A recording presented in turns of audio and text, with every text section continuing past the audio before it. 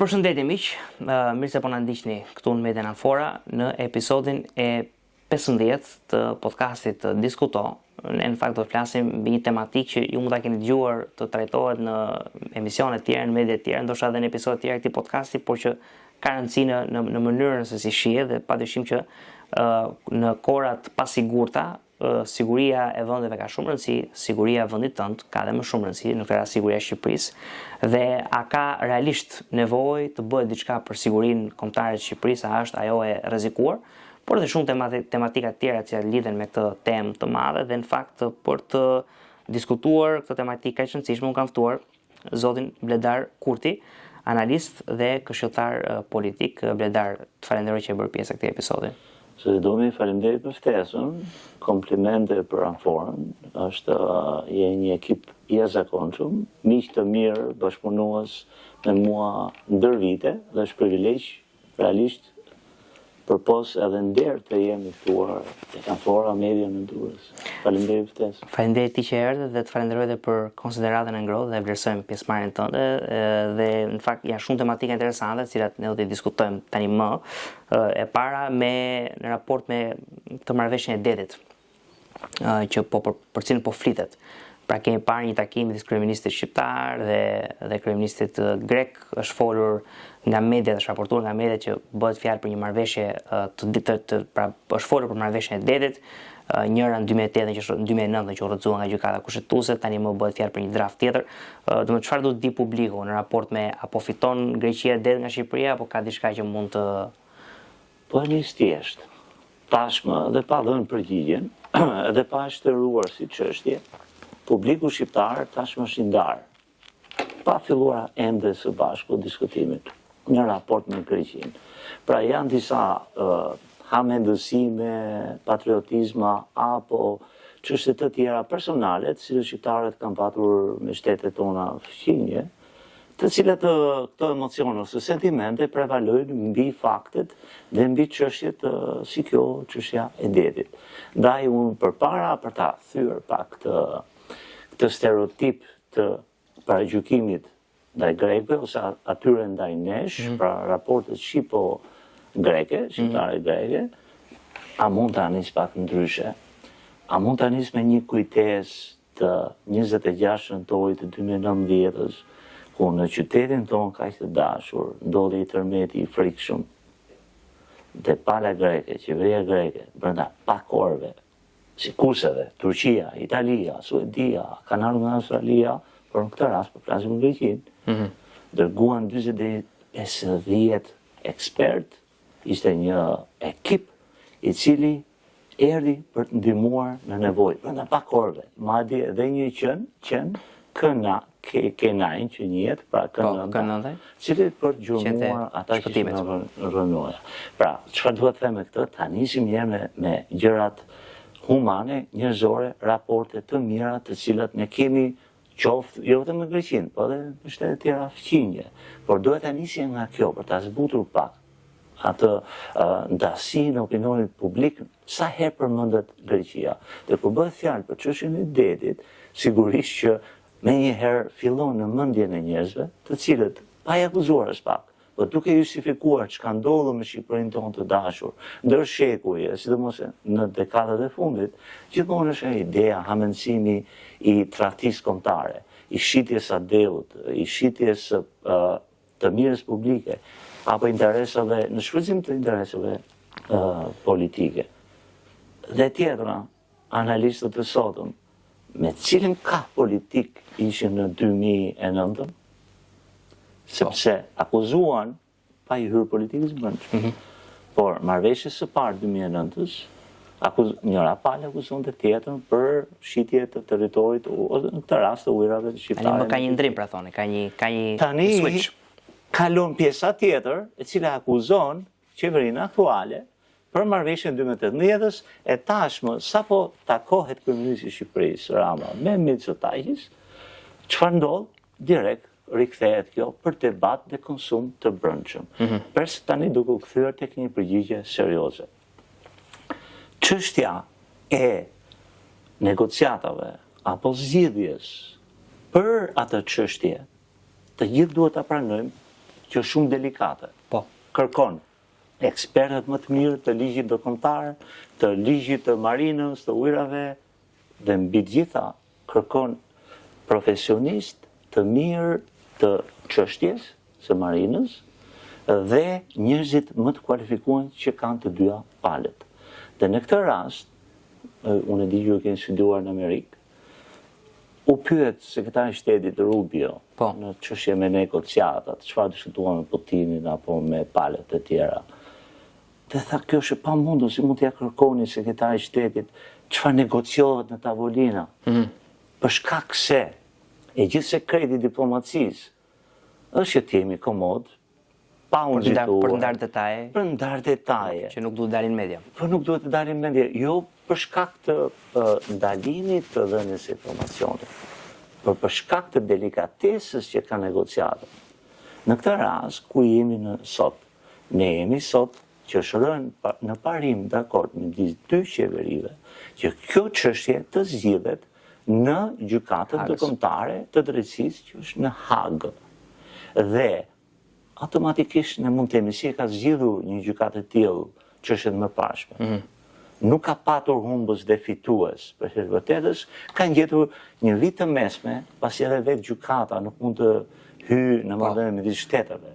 Por fakti nëse mund të bëj një follow-up në raport me gjithë të temë, me gjithë të tematikë, sepse unë bie shumë dakord me ty që kjo flama nacionaliste patjetër që nuk i bën mirë askujt, por nga ana tjetër, fakti që në gjykatën e Hagës për çështjen e detit ka dy palë, tregon që ka një konflikt apo jo, pra ka një ndasi. Dhe për shembull në media është folur, kanë thjesht raportimet e media, dhe unë duhet ta di sa të vërteta janë që Greqia kërkon ta zgjerojë kufirin e saj detar me Shqipërinë me 12 milje dhe probleme të ngjashme, nëse mund t'i quajmë probleme, Greqia i ka edhe me Turqinë. Pra, këto nacionalizmat, narrativat nacionaliste ose kjo lloj frike, sa herë që ka negociata me Greqinë, vjen nga fakti që shqiptarët nuk duan Greqinë, unë nuk e mendoj kështu, apo vjen nga fakti që ndoshta Greqia ka një histori të marrit të detit në mënyra questionable, pra në mënyra të cilat lënë vend për pyetje.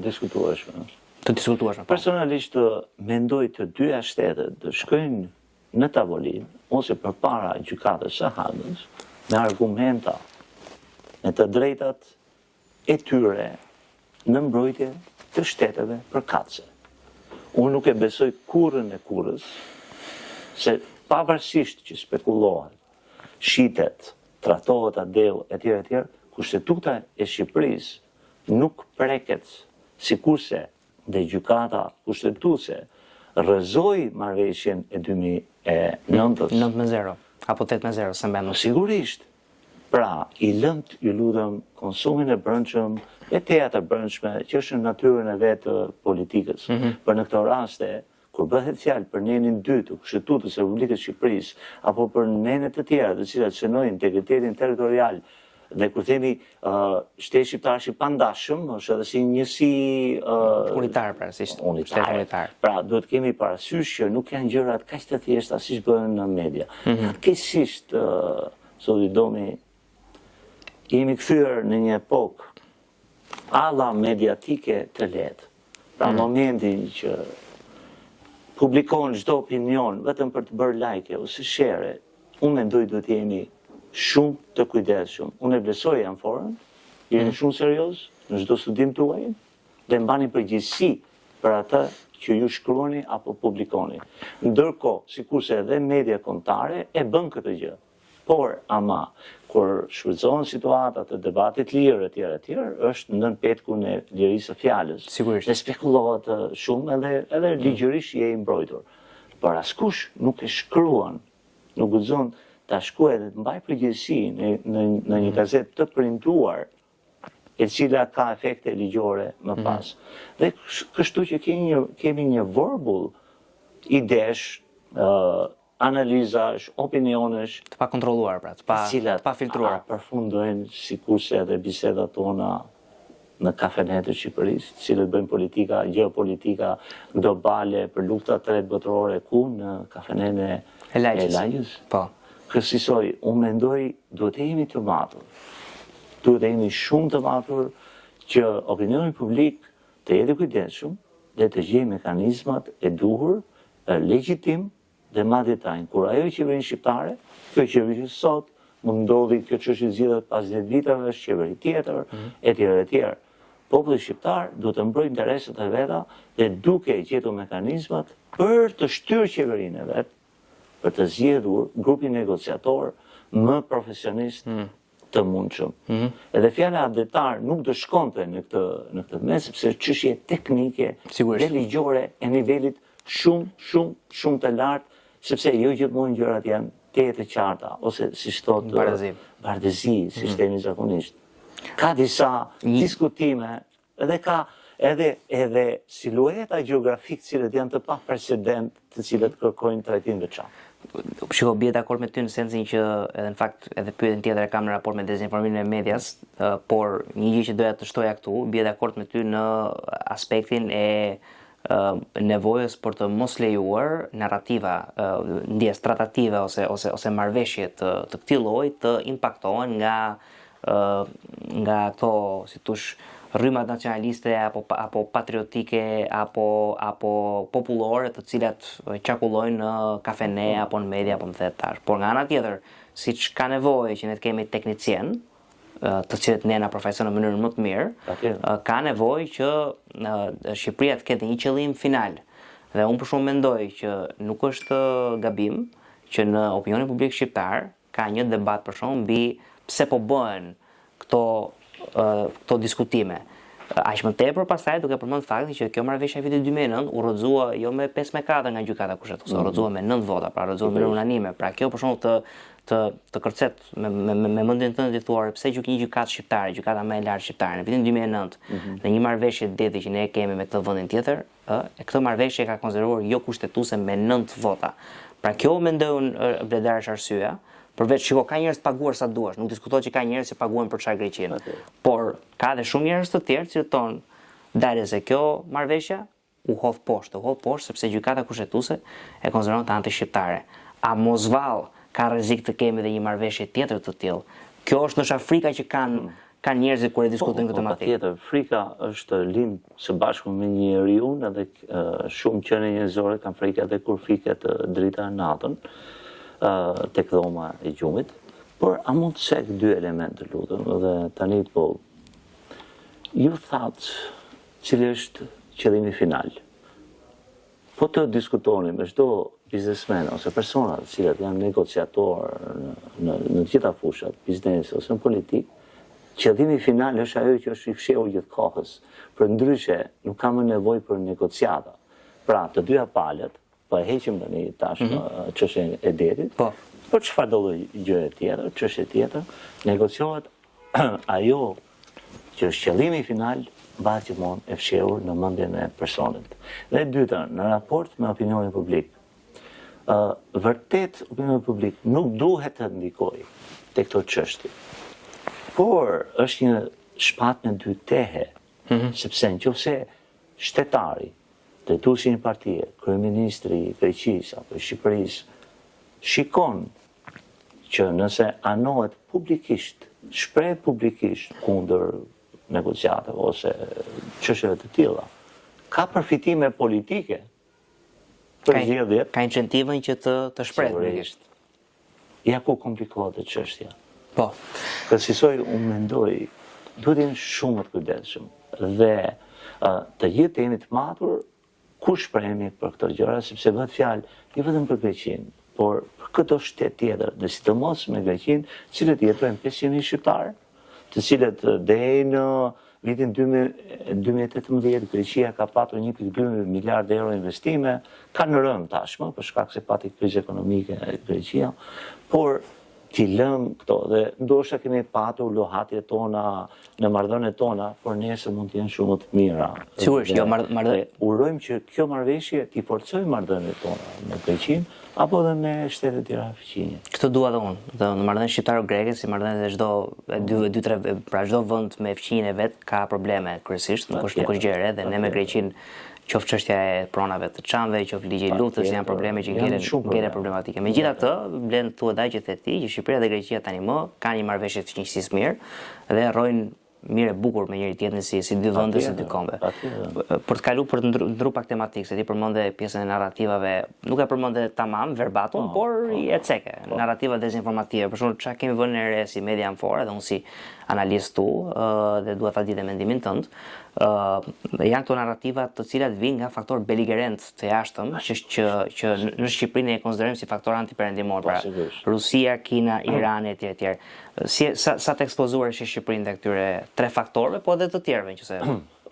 Në këtë aspekt, për të media është ajo që ne quajmë framing i opinionit publik.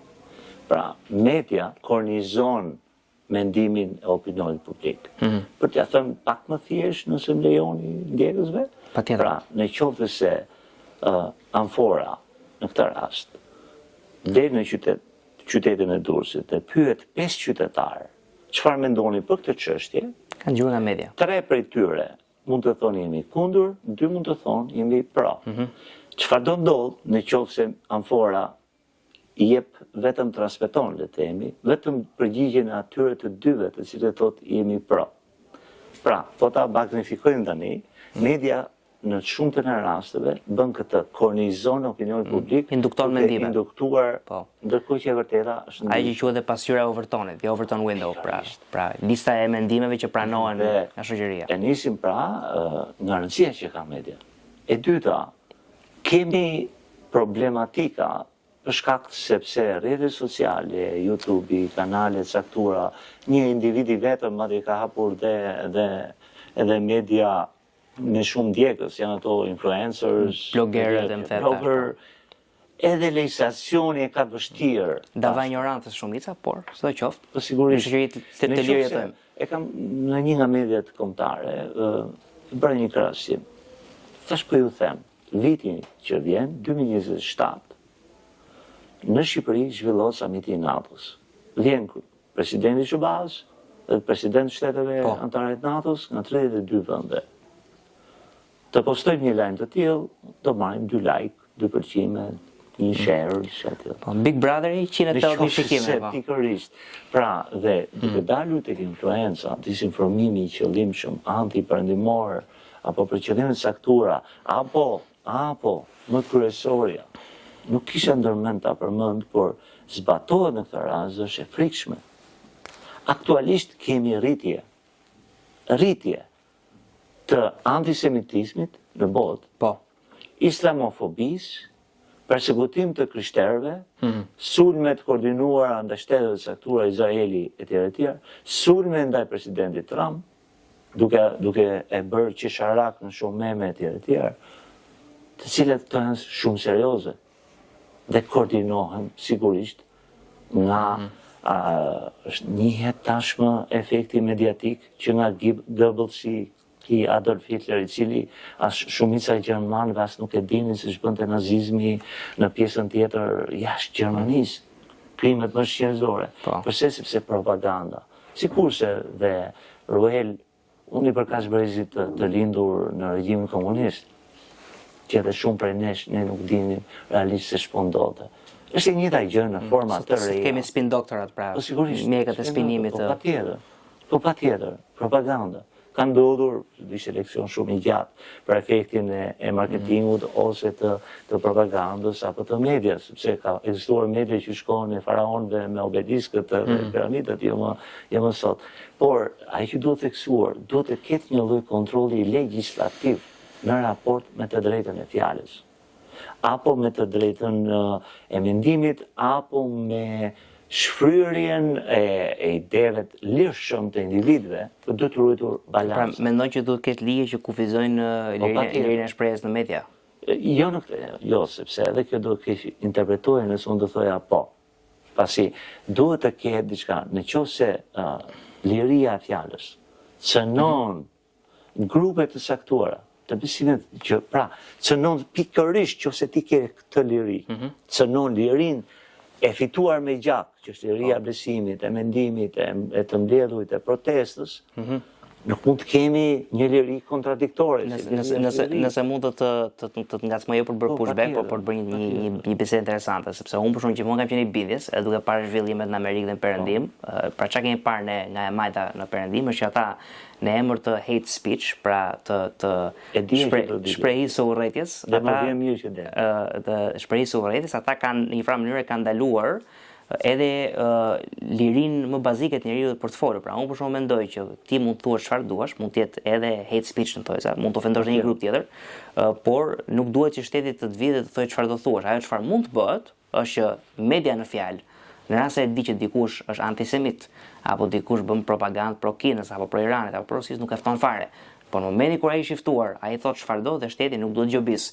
Kemi para raste edhe në vendet e Bashkimit Evropian, që gjoba domethënë për shprehje të lirë. Pra, kjo është një debat që ne mund ta bëjmë patjetër, por mendon që zgjidhja efektive për shembull ligji kundër jo ligji, sepse jo kaq prerë zi. Okej, sepse kemi ligje shumë të mira, po, okay, në parim. Por kemi dinamika të shpejta të çështjeve që duhet diskutuar.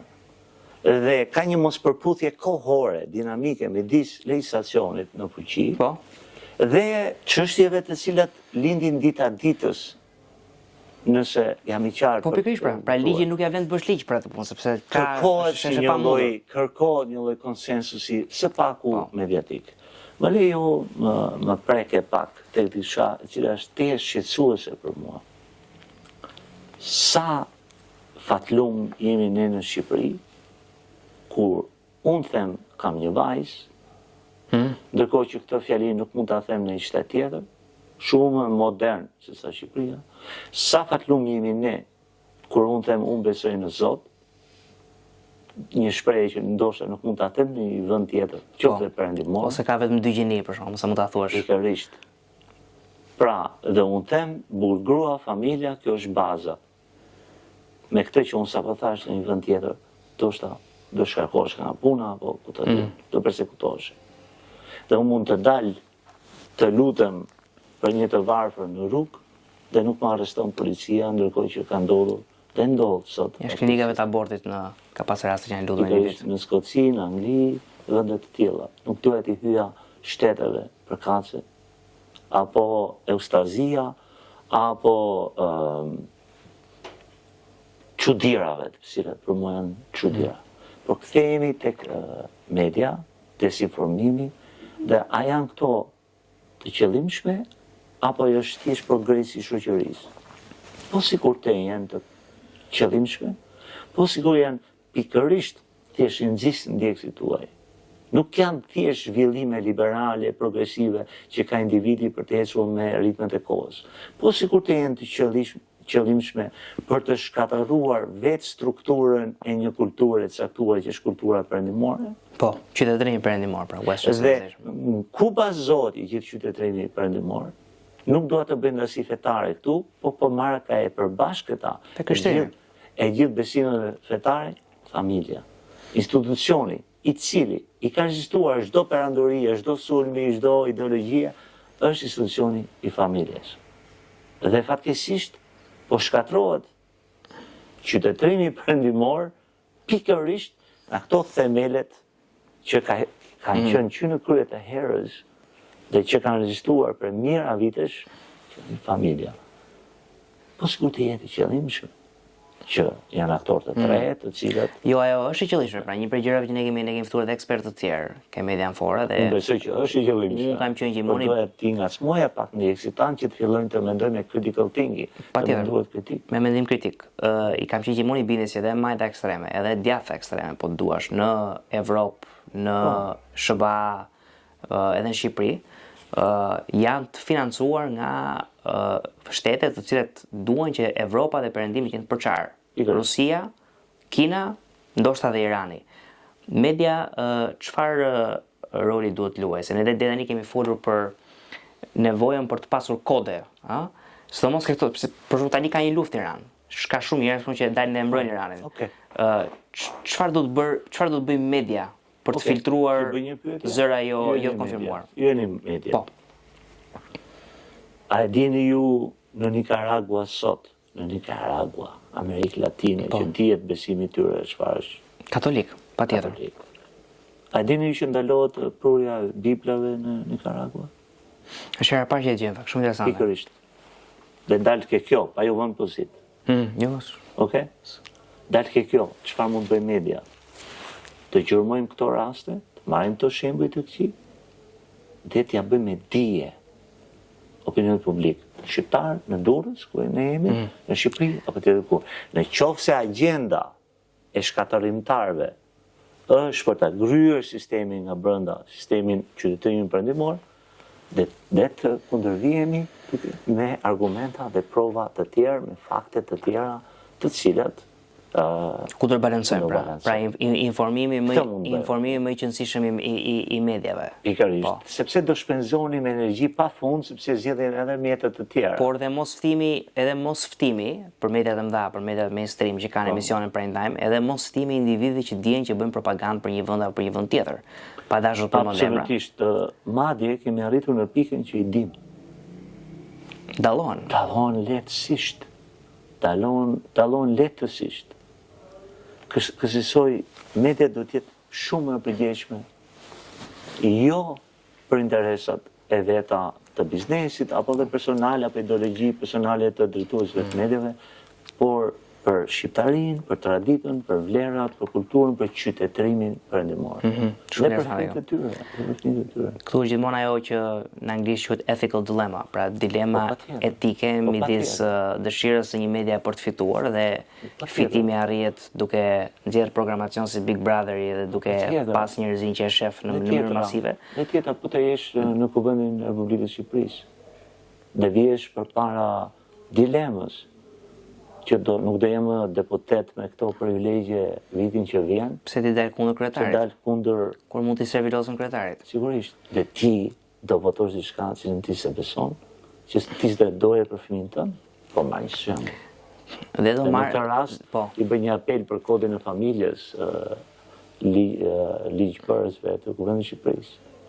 Të bëjmë kujdes edhe të tregojmë vlerat kombëtare. Siguruar që gjërat do shkojnë shumë më mirë në aspektin e kodit familjes Republikën e Shqipërisë. Ti në fakt invokove disa herë idenë e qytetërimit perëndimor, për cilën unë dhe në shkrimet e mia flas goxha sepse e besoj realisht që qytetërimi perëndimor është mekanizmi më i mirë që bota ka krijuar për të maksimizuar prosperitetin dhe lirinë e njerëzit. Sigurisht që bazamentet kulturore të një qytetërimi janë të lidhura me njëra tjetrën dhe nga organizata politike. Për shembull, ne mund të themi që pavarësisht rrymave liberale që qarkullojnë në NATO apo dhe në BE etj, NATO është garantori politik i perëndimit kolektiv dhe përrjedhoi dhe qytetërimin perëndimor. Me zhvillimet e fundit në Shtetet Bashkuara të Amerikës, me president Trump që e ka quajtur NATO një tigër letre, një paper tiger, sheh një ndarje të koalicionit euroatlantik. A mund ta vazhdojmë pak çështjen e qytetërimeve? Po patjetër, por dhe duke i lidhur me pyetjen. Do lidhem edhe me NATO, patjetër. Ju thatë që qytetërimi perëndimor është qytetërimi më i civilizuar, më i mirë, superior ndaj tjerëve, patjetër. A mund të shtoj të lutem të ta tjetërsoj pak mendimin nëse më lejon? Po patjetër. Qytetërimi perëndimor ishte më u përsos, jo në kuptimin nga cilësia. Për qytetërimi perëndimor kishte avantazhin Greqia e lash, Roma, se këto dyja, më pas Firenze, pastaj Gjermania, Londra, ne i dim këto. Mos harrojmë Mesopotaminë. Kishte luksin të kishte mësime nga Mesopotamia, nga popujt astrolog kur ne ndoshta as ekzistonim ende. Kishte luksin të rikthehej në Evropë Aristoteli, Sokrati, filozofët grek nga kultura arabe. E vërtet. Matematika, etj. Popull, si populli pers, si populli arab, Egjipti, që ka për qytetërimi i parë modern në historinë e njerëzimit, Greqia dhe Roma patën luksin të merrnin tashmë përvojën njerëzore epokale, e cila pastaj me ardhen e krishterrimit në Evropë mori rrjedh tjetër dhe Evropa u identifikua me krishterrimin. Dhe dalin tek NATO. Dhe vetë NATO ka pikërisht këtë unison fillimisht që kishte të bënte me qytetërimin perëndimor të krishterë fill pas luftës së dytë botërore. Dhe kur NATO u kryua se nuk duhet të bëjmë leksione këtu për krijimin e NATO-s, por duhet të kthejmë tek pyetja juaj. Ishte SBA, Kanada dhe 10 vende evropiane. Si kundërpesh për prezencë të SBA-s. Jo vetëm ishte edhe justifikim i SBA-s për prezencën e vet në Berlin, në Evropë. Pra, duke kontribuar një herazi me NATO-n, por edhe me planin Marshall. Dhe këtu, pse e them këtë, nuk duhet harruar kontributi edhe rëndësia SBA-s në raport me NATO-n. Që shumë vende në Evropë duket se e kanë harruar. Do të them e kanë harruar, po, e kanë harruar. Dhe vetëm përpara se ta vazhdosh logjikën tënde, nëse më lejon të them diçka, është gjithmonë shumë interesante edhe me miqtë media evropian që flasin për demokracitë sociale të Evropës, se si këto demokraci janë ndoshta për nga cilësia e tesës superiore në Amerikës, por nga ana tjetër harrojnë që sikur mos ishte për plani Marshall, Evropa nuk ishte rindërtuar dot. Jo vetëm kaq, tjetër. Po të risjell. Çfarë rrezikon Italia, Turqia, Greqia? Po sigurisht që rrezikon Partia Komuniste do vinë në pushtet. Patjetër. Pra rrezikonte pjesa perëndimore, zemra e Evropës të kthehej komuniste. Përse? Se nuk ishte vetëm ideologjia e majtë. Po. Ishte dhe partizanët jugoslav të cilët u përhapën, kishte një sentiment popullor pro partizanëve, pa kuptuar ideologjinë komuniste. Sigurisht. Okay? Dhe rrezikonte Evropa të bëhej komuniste. Dhe jo vetëm kaq, edhe nuk kishte mundësi financiare për të rindërtuar as Italia, as Turqia, dhe as Greqia. Dhe ndërhyri SBA duke ofruar së pari NATO-n, prezencën e vet, siguri, e dyta duke sjellur planin Marshall për ekonominë dhe zhvillimin, $46 miliardë, po. Ruajti demokracinë. Sigurisht. Dhe kapitalizmin. Kapitalizmin gjitha, patjetër, faleminderit për shtojzën. Kapitalizmin. Kësaj, kthehemi tek kjo. Cili është autoriteti që ka SBA në raport me NATO-n, dhe vazhdojmë edhe më tej. SBA ka mbajtur financiarisht ekzistencën e NATO-s. Sa kanë paguar shtetet anëtare të NATO-s përpara se presidenti Trump të caktonte 2% që tashmë 5%? Ishte shumë pak vende që e paguanin 2% e mbrojtjes. Kush e ka paguar? Poloni, Greqi, mos gaboj. Jo, kush e ka paguar ndërkohë, pra deficitin? Sigurisht edhe Bashkuar të Amerikës që që kontribuesi më i madh i NATO-s. Por mos folur edhe pas edhe për faktin që kjo është shumë e rëndësishme që NATO ka fuqi deterrente vetëm për shkak të prezencës së SBA-ve. Sikurse supozojmë një skenar ku larg qoftë SBA e largohet nga NATO, NATO mund të ngelit, mund të vijojë si organizatë, por nuk ka fuqi më deterrente, sepse s'ka hegemonin e madh në si pjesë vetën. USS Lincoln apo USS Ford, cilët aeroplan mbajtëse të cilët nuk i ka asnjë vend, Amerika ka shumë të tilla. Pra, edhe nga aspekti logjistikës dhe e armatimit, e ka të gjeneratës së tretë dhe ka me shumicë të tilla. Okay? Kësaj, kur presidenti Trump bën apel për çështje të sigurisë Evropës apo të NATO-s, e ngren zërin pikërisht duke rikujtuar historinë dhe çfarë ka bërë Amerika për Evropën. Por, duhet të dalem në dy momente në aspekt me NATO. Shqipëria është antare e NATO-s fal SBA-s. Sigurisht. Kjo nuk duhet harruar kur, dhe i bëjmë apel edhe mediave shqiptare të mos harrojmë këtë fakt. Sepse përhapin shumë fjalë, tha Trumpi, tha Rute, tha Meloni, tha kryeministri i Spanjës, etj. Nuk duhet harruar ky fakt për ne si shqiptar, të cilët jemi të sigurt sot për shkak të Amerikës.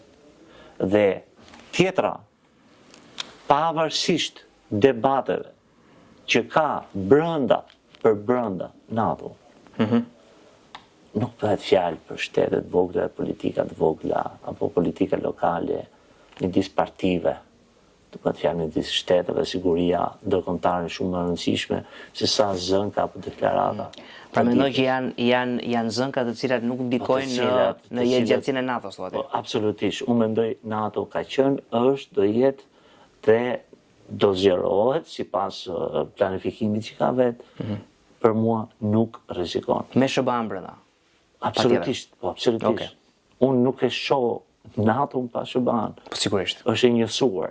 Sikurse do të përmendur të një fakt. NATO dhe ndërhyrja në Kosovë Patjetër. në 1999, kush ishin dy shtetet të cilat në një NATO të përçarë në atë kohë? Proel, unë mbaj mend shumë mirë. Mbaj mend avionet e NATO-s duke fluturuar mbi Durrës, mbi shtëpinë time për të bombarduar Beogradin. Ndërkohë që ne kishim kosovar, militantë që i kishim këtu në Durrës. Po. Dhe mbaj mend debatet për cilat diskutohen atë kohë. Nuk duhet përmend shtetet, por shumë prej tyre refuzonin. Ka qenë vendet europiane që kanë qenë refuzueset më të mëdha. Absolutisht.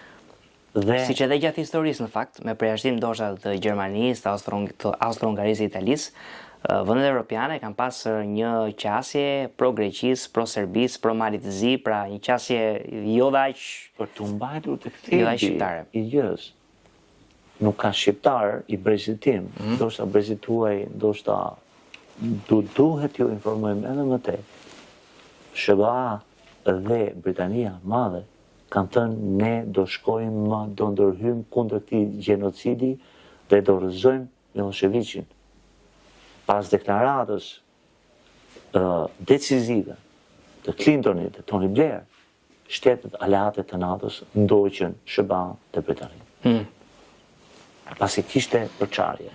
Dhe kur ka ndodhur, ju prish festa madhe e shampanjave për 50 vjetorin e krijimit të NATO-s. Teksa NATO po planifikonte festën e madhe të 50 vjetorit, sepse në 1 prill 1949 korespondonte me 50 vjetorin, dhe në mars i duhet të ndërhynin, ju prish festa. Jo, sepse duhet ndaluar një spastrim etnik. Kështu që SBA dhe Britania kanë ndërhyrë.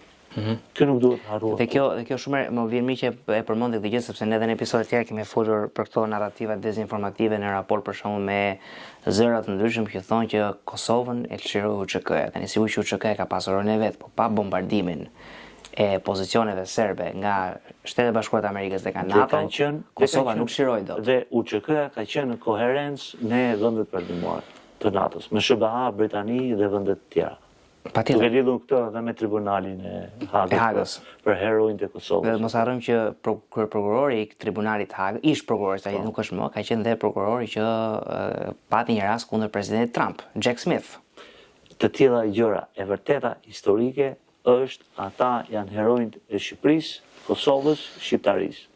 Dhe kanë qenë as organizat terroriste, as e formuar për qëllime të caktuara, shfrytëzime politike apo etj, ka qenë në koherencë. Së pari ka mbrojtur territorin, familjen e tyre, vendin e tyre, gjakun e tyre. Mos harrojmë shumica e familjeve në Kosovë e kanë oborin shtëpisë me varre. Po.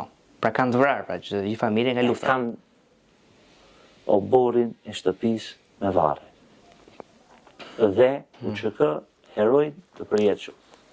Një pyetje në raport me këtë, jam shumë dakord, absolutisht, heroj të përjetshëm dhe të heroj të Kosovës dhe të kombit shqiptar. Dua të them diçka, dua të pyes në raport me këtë, sepse veprimi i NATO-s në vitin 1999 ndodhi, nuk do shkoj ke rezoluta, por ndodhi në një kohë kur gjeopolitika, rendi botror kishte dy kushte, dy kondita nga nërmjet të cilave qeverisej. E para fuqia unipolare amerikane dhe e dyta rendi botror liberal multilateral, ku nuk ka rëndësi, nuk kishte rëndësi atëherë që Kosova ishte pjesë e Serbisë në letër dhe po shkelej me demek sovraniteti i Serbisë, sepse sovraniteti i popullit në Kosovë po shkelej disa fish më shumë. Pra, individi në atë rend botror tek i cilin ne kemi jetuar, kishte më shumë rëndësi se sa sovraniteti i kombit. A mendon që ky rend botror po zhbohet tani dhe po ndërtohet një rend më sovranist dhe më rajonalist dhe shqiptarët mund të jenë të rrezikuar nga ky rend i ri botror që po vjen? E niske kjo pika e fundit, shqiptarët nuk janë të rrezikuar nga kjo zhvendosje gjeoteknike e gjeopolitikës. Po. Për shkak se marrëdhëniet me SBA-n janë të atilla që nuk janë të përkohshme dhe përkojnë vetëm me zhvillimet e fundit.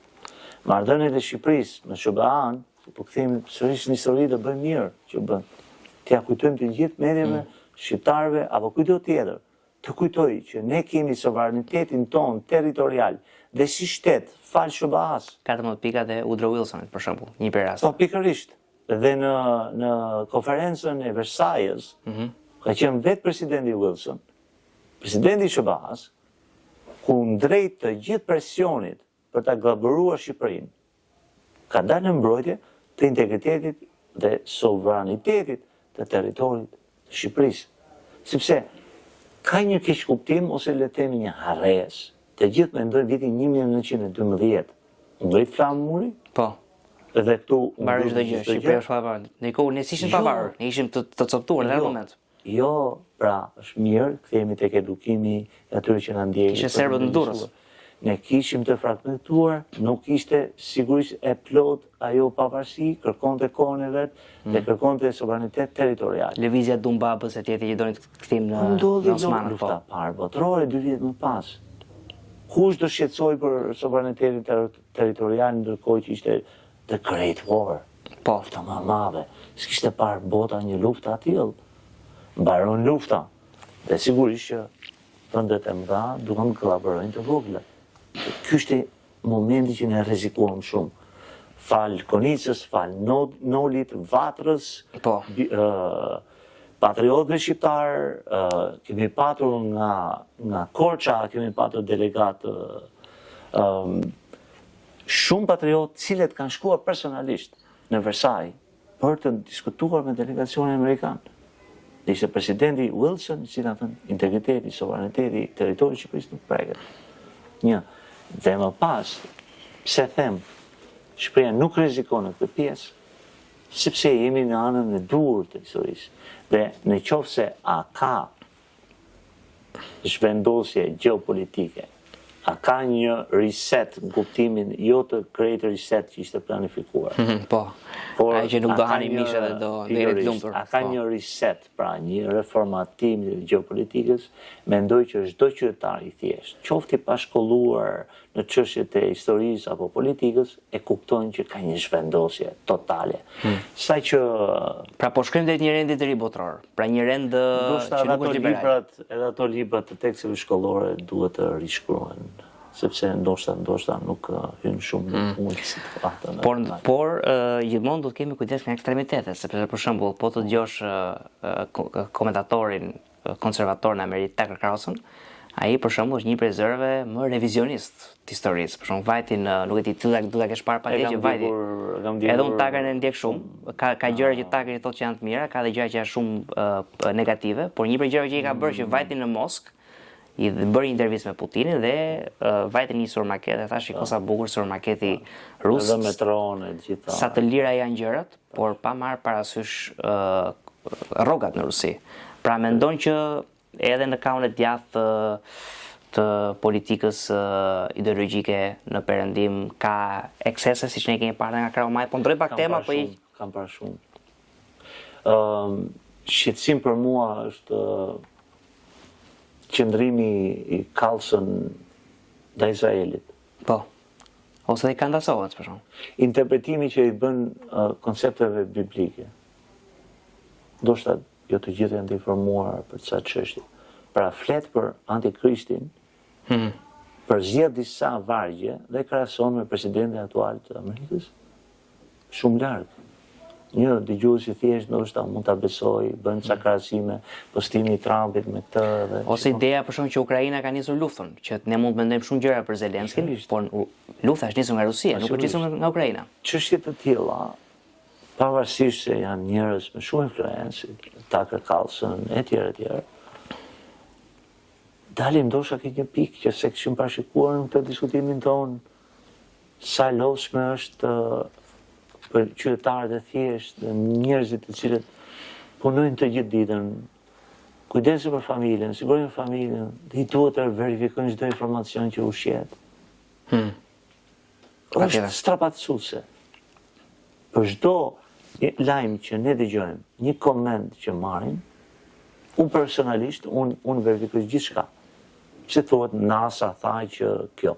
Hyn në website-in e NASA-s, nuk ka thënë NASA që ka një meteor apo një gjë. Ka thënë Meloni këtë. Hyn në faqe zyrtare nuk e ka thënë.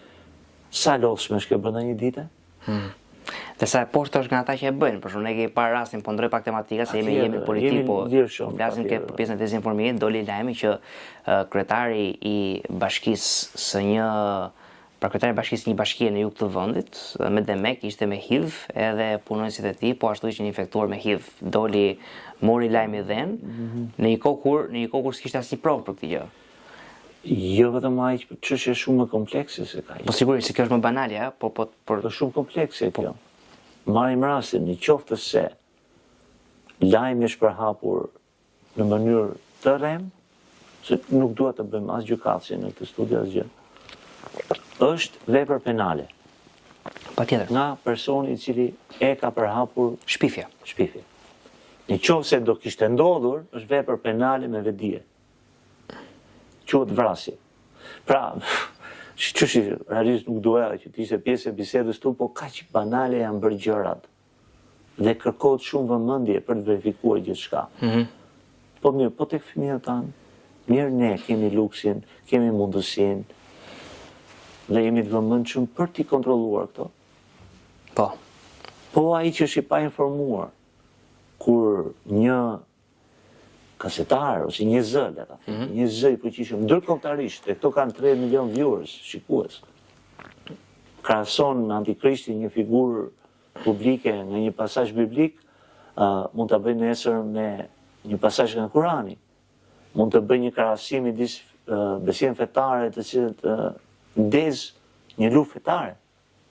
Unë nuk mendoj që këto janë të rastishme. Uroj që t'jen vetëm për like dhe shikueshmëri, dhe uroj të mos jenë të qëllimshme për të ndezur flakra dhe konflikte botërore. Dyshoj që mund të jetë kjo e fundit në fakt. Por uroj që të jetë e para, të jesh gabime njerëzore për të rregjur vëmendjen. Në fakt është, shiko, një arsye pse ne kemi trajtuar, domethënë këtë pjesën e dezinformimit kaq shumë, edhe në tematikat tona dhe në podcastet që ne kemi bërë, ka të bëj pikërisht me faktin që është realisht prevaluese në domethënë narrativat të cilat dominojnë, që prevalojnë dhe bëhet e vështirë që domethënë ti kundërbalancosh. Dhe nga ana tjetër, kur kthehemi ke raste shqiptar, ke shembull shqiptar, mendoj që populli ka një farfaj në sensin që në momentin kur ti beson verbërisht kryeplakun e fshatit, beson verbërisht median, beson verbërisht gazetarin apo analistin tënd të preferuar, sigurisht që mirë të bëhet në momentin kur të gënjen, se ti do të bësh patjetër dirigjencën tënde, do të bësh kërkimin tënd. Për shembull, unë kam dëgjuar para ca kohësh kur doli kjo National Defense Strategy e Shtetit Bashkuar të Amerikës, pra patë një strategji të sigurisë kombëtare, por doli edhe një strategji e mbrojtjes kombëtare, një tjetër. Dhe me Demek, në këtë strategji ishte përmendur Shqipëria, ishte përmendur Ballkani, SPAK-u etj. Dhe u çan nëpër media, domethënë, s'kishte asgjë. Pse bëhet kjo? Pse mendon që bëhet kjo? Si, pra, përveç incentivës monetare, çfarë incentive tjetër ka një gazetar të prap narrativa të tilla, për shembull? Po, në qoftë se Woodward me kompaninë në Washington Post rrëzuan presidentin Nixon. Po.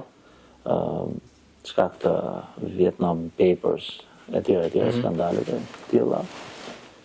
Është kuptuar qartë që në qoftë se don, ai që diskutuan më herët, në qoftë se don të destabilizosh një vend, ti fillon duke ushqyer informacione të rreme. Tani, në qoftë se ne përmendim Ballkanin, dihet që Ballkani është fuqi i baruti, se ka provuar në luftën e parë botërore dhe luftët në vazhdim. Mjafton të shpërndash lajme të rreme për Ballkanin, rrezikon luftë. Kaq e thjeshtë. Dhe desinformimi është pjesë e shërbimeve sekrete të çdo shteti. Counterterrorism, information, disinformation. Ligjet e fizikës ato, por ka forcë, ka dhe kundërforcë. Absolutisht. Ka plus, ka dhe minus. Janë në fakt janë manuale. Unë nuk çuditem, thjesht janë manuale. Pra janë të stimuluara nga fuqitë tuaja. Sigurisht. Çdo gjë është e stimuluar nga fuqitë tuaja. Sikurse t'ju them një rast, po vjen në mend, një nga studimet e mia, Përbëj historikun e zgjedhjeve në Itali vitet 50. Dhe me De Gasperin, rrezikonte Partia Komuniste vinte dhe ndërhyn SBA-ja përmes CIA-s. Po. Është një libër Who Paid the Piper. Ta rekomandoj ta lexosh, shumë bukur. Dhe shpjegon tani se si do rinë CIA për të investuar para, pra, për të mbështetur De Gasperin. Përmes veprave të artit, ankanteve të veprave të artit. Pra, ka forma të shumta, të panumërta, për të ndikuar, për të arritur qëllimin që duhet. Nëse mund të invokoj edhe unë një shembull interesant që e kam rastisur unë, Aleksandr Dugin, që është krau djathtë i presidentit Putin, edhe është strategu i tij ideologjik, është ai quhet Chief Ideology Officer, pra si ti ke një Chief Executive Officer, ka edhe një kështu shef të ideologjisë, është ky është Dugini, pra ky ka teorizuar këtë idenë e Rusisë si Roma 3. Ky tani në faqen e vet në X, në postimin e vet në X, kishte nxjerrë një video të një katedrale ortodokse, mos gaboj, edhe thoshte që Shqipëria dikur ishte një vend i krishterë etj, tani më është kapur nga islamistët e tjerë dhe invokonte dhe Fanorin, që sigurisht është një figurë mjaft e rëndësishme, jo vetëm në historinë shqiptare, por edhe në kishën ortodokse, është themeluesi i kishës autoqefale. Këto janë gjithë fakte që ne i dimë, por shiko çfarë dezinformimi, se për shembull që Shqipëria ka qenë vend i krishterë, por Shqipëria nuk ka qeveri islamiste. Siç mund të ketë Libani, për shembull, që është në qeveria e Libanit është në përkundërsi. Se po dalim në çështje shumë bukura dhe po më pëlqen. Por për shembull në Liban, qeveria ka Hezbollahun përballë, që është një milici shiite. Por në Shqipëri, për shembull, që do të thënë në Shqipëri ti nuk i ke këto rryma. Pra, përkundërsi. Pikërisht pra. Përkundërsi. Është shkret e kundra. Por shikoj se çfarë bëjnë. Çfarë bën një funksionar jo i vogël, ka u djathi presidentit Putin. Nëse më lejon, bëj vetëm 2 komente në lidhje me disinformimin apo me shembullin e harmonisë fetare. Së pari, të gjithë mendojnë që luftat në botë bëhen përpara ose interesa individësh. Ju lutem, nuk është kështu. Perspektivë marksiste, materialiste. Personat të tillë, të cilët kanë këtë influencë, e kanë tashmë paranë dhe nuk u resht kurrë paraja dhe pushteti. Dhe resurset. Bëhet fjalë për ideologji ose besime. Kulturë, po. Për të induktuar një kulturë të caktuar. Kulturë ose besim të caktuar. Kështu që çështja, prandaj e përmenda më herët, sot shtetet vuajnë nga radikalizmat fetar. Sepse ka përsekutim, si shpërmenda, ka islamofobi, ka përsekutim krishterëve, ka dhe antisemitizëm. Po. Në ekstrem. Janë në shtim e tutje, 2026. Kthehemi tek Shqipëria jonë. Jo vetëm që nuk ekziston këndvështrim. Jemi shembull unik në botë për harmoninë fetare. Dhe nëse kemi të provuar. Nuk e kemi utopike këtë apo vetbesim. Është realitet pragmatike. Është realitet i provuar kur të krishterë, musliman, bektashi kanë mbrojtur hebrejt nga 200, ishin 2200 pas luftës së dytë botërore. I vetmi vend ku ushtuan apo? Ushtuan. Dhe asnjë jetë hebre nuk është humbur, përkundërzi ka patur shqiptar që kanë shkuar në kapet e përqendrimit naziste sepse mbrojtën. Deri në vetëflim, pra, besa shqiptare ndaj të ftuarit. Dhe sa e bukur është kjo. Kjo është për të bërë një lapidar dhe memorial në zemrën e çdo shqiptari, kudo që të jetë në botë, t'ua mësoj vetë të tjerëve. Kudo ata janë. Jam dakord. Pyetja e fundit, në fakt, që unë do doja të shtroja në raport me këtë bisedë që ne po bëjmë, po që lidhet me këtë që ti po thoje, ka të bëjë me mungesën, mendoj unë, të një strategjie të mirëfillt të politikës jashtme shqiptare, e cila sipas mendimit tim është akoma të ngelet amatoreske. Pra nuk ka një strategji me objektiva të qarta, çfarë do Shqipëria të arrijë në 10 vite në raport me Kosovën, në raport me viset shqiptare në Ballkan, në raport me ushtrinë e saj. Flitet vetëm për Bashkimin Evropian, që shumë mirë që flitet, nuk ka asgjë të keqe patjetër, por nuk ka objektiva të tjerë, për shembull, siç i kanë pas vendet fqinje, për shembull Serbia akoma, na Çertania nuk është më një program që ata e thonë, por ata kanë parlamentin e serbëve, për shembull, nga serbët e Serbisë, serbët e Bosnjës, serbët e Malit, mbiten gjithë një kuvend. Pra, tendencat irredentiste të serbëve në vendet ku ata jetojnë nxiten nga Beogradi zyrtar. mund të ngjajë ndoshta edhe pak negative kjo që po them, po pse s'bën Shqipëria tjetër gjë? Pse s'kemi në një strategji të bashkimit kombëtar? Qoftë edhe të fshehur nga aleatët tanë që nuk e duan këtë gjë, për një arsye. Dhe ka nevojë Shqipëria për një strategji të tillë. Së pari, nuk duhet harruar Shqipëria, nëse themi një Shqipëri me strategji të tilla kaq të mirë përcaktuara, bëhet fjalë për Shqipërinë e 1991-shit. Okej? Pavarësisht se jemi shtet 100 e ca vite, për të çështje të tilla duhet të marrim diplomacinë shqiptare pas 1991-shit, sepse hyn në lojë dhe faktorë të tjerë. Sigurisht. Prandaj them nuk kishim raport me shtetet perëndimore, nuk quhet diplomaci e tillë, edhe të vetë izoluar. Së dyti, Shqipëria unë mendoj e ka të qartë në 3 dekadat e fundit. Edhe tani. Dhe tani, unë them me zërin fort, Shqipëria ka mbajtur qëndrim shumë të dur, shumë të qartë në raport me diplomacinë dhe politikën e saj të jashtme. Jam i mendimit që ka dhe pak të thjeshtë. Nuk është dhe më aq e komplikuar sa mund të tingëlloj. Shqipëria është renditur qartazi ndaj 2 partnerëve kryesor. Është SBA dhe Bashkimi Evropian.